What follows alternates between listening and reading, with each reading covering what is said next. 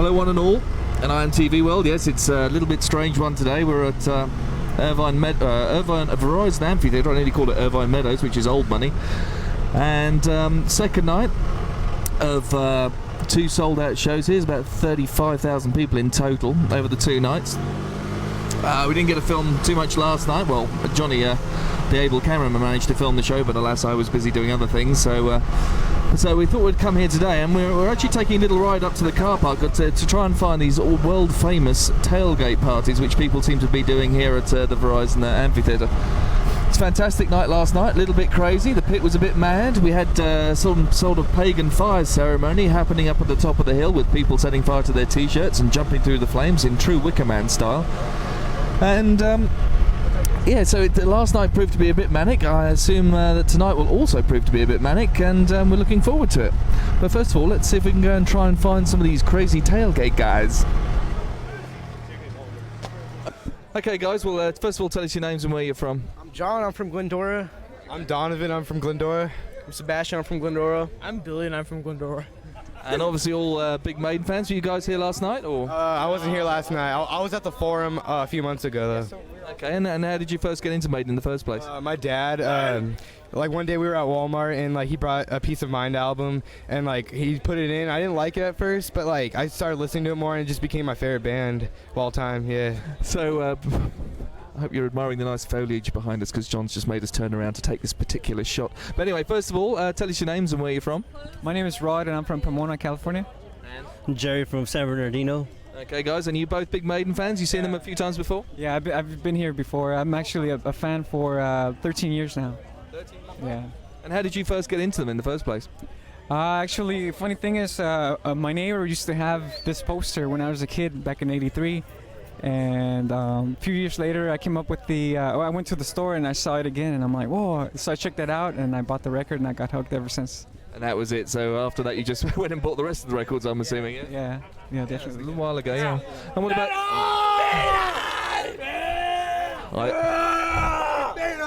I assume with Not on his cap, he's probably an Anthrax fan as well, who are also playing here tonight and did a very good job last night, I have to say. Well done, Scott, and the rest of them.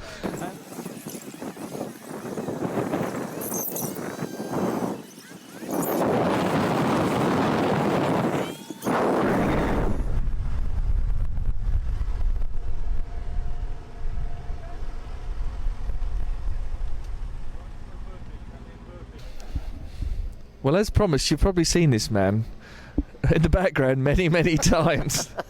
But we've actually now managed to sort of get him into a corner here backstage at Irvine. We're actually going to try and have a chat to him. And please introduce yourself, sir, and please tell everybody out there what you actually do, instead of loitering in the background and causing me mayhem. Go on. I'm Steve Gonzo-Smith. I do monitors for Iron Maiden. And I'm short, apparently. Well, we weren't not really sure how to follow that, but anyway, because you've been with the band a hell of a long time now, right? 10 years. 10 years, I do believe. 10 or 11 years, something like that. So that was back in '98, Blaze kind of time. Blaze days, yes. Fun and games. And I mean, what's the obviously look at the camera, by the way. You can look at me or the camera. I mean, you obviously like looking at the camera. You actually, darling. You said you wouldn't say anything on camera. But I mean, obviously, being a monitor engineer, you're trying to balance the sound on stage for all the band. I mean, what's the what's the trick to that? Because it's not an easy job, is it? No, it's not easy at all. I don't really know, actually. I just sort of look at the desk and no, it's something you learn about over the years doing sound on monitors. It's a different approach, totally. Instead of having left and right at front of house, you have like 16 mixes, individual mixes, what the band want on stage. Certain things go to certain mixes, certain things go to other, and and that's it really. I mean, it's hard to explain in one respect. It's just like what you do. It's like an ordinary desk where you EQ all the channels, but then you send certain channels for those particular mixes. For certain areas of the stage, everyone can hear themselves, right? Oh, it's like if you've got a band with a guitar player on one side and keyboard player the other, and that guitar player can't hear the keyboard on the other side. He wants the keyboard, and vice versa. It's one of those. And obviously, you've got characteristics of each stage is slightly different, which must affect it as well. Obviously, you've got the open air like this place, and then indoors. Indoors, yeah. You get obstacles. echo chambers, what we call echo chambers, big massive halls with no drapes or anything like that. And then you got the outside situation, which is almost a perfect situation, but things like wind and stuff like that outside can actually cause a big problem with sound. Okay, and you have an able partner in almost like a husband and wife team. I'm not sure who's the husband and who's the wife, but in Mr. Squid, Ian Squid Walsh. We haven't actually chatted to him yet, so... No, you haven't, have you? Well, yeah, it depends. Sometimes he's the husband and sometimes he's the wife. Okay, so yeah, just quickly. He swapped over, look. He's moving around. So quick, I mean, yeah, most memorable night you can probably say, and so far, any sort of the big show, like, I don't know, Rio or something like that, or...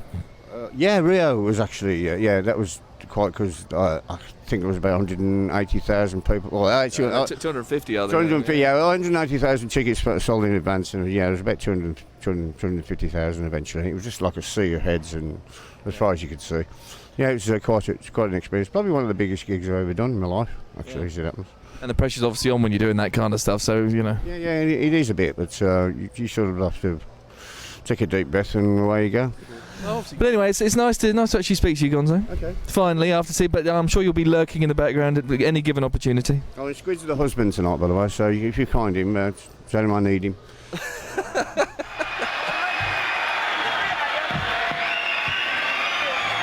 Shut up!